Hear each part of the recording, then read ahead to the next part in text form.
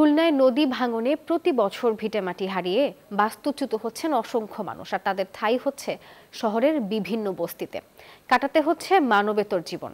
শহরের স্থায়ী বাসিন্দা না হয় সরকারি সুযোগ সুবিধা থেকেও তারা বঞ্চিত। আর এই বিষয়ে সরকারকেই নজর দেওয়ার তাগিদ দিচ্ছেন সংশ্লিষ্টরা। মাকসুদ রহমানের তথ্য ছবি নিয়ে ডেস্ক রিপোর্টে দেখুন বিস্তারিত। উপকূলীয় এলাকার জলবায়ু উদ্বাস্তুদের অধিকাংশই কাজের খোঁজে ভিড় করেন খুলনা শহরে। তবে নিরাপদ বাসস্থান, খাদ্য, চিকিৎসা, স্যানিটেশন, বেকারত্ব সহ নানা সংকটে ভুগছেন তারা। জন্ম নিবন্ধন বা জাতীয় পরিচয়পত্র অনুযায়ী খুলনা শহরের স্থায়ী বাসিন্দা না হওয়ায় সরকারি বিভিন্ন সুরক্ষা প্রকল্প থেকেও বঞ্চিত জলবায়ু অভিবাসীরা। বলেশ্বর নদীর পানি ভোলা নদীতে চলে গেছে, মানে গ্রামটা ডুবে গেছে প্রায়।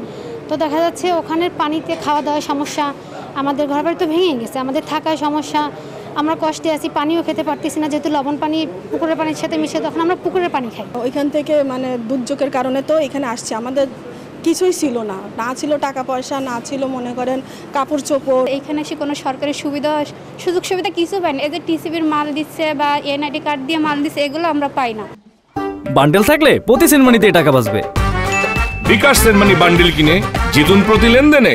এ অবস্থায় জলবায়ু উদ্বাস্তুদের জীবনমান উন্নয়নে সরকারি পর্যায়ে নীতিমালা প্রণয়নের দাবি বিশেষজ্ঞদের।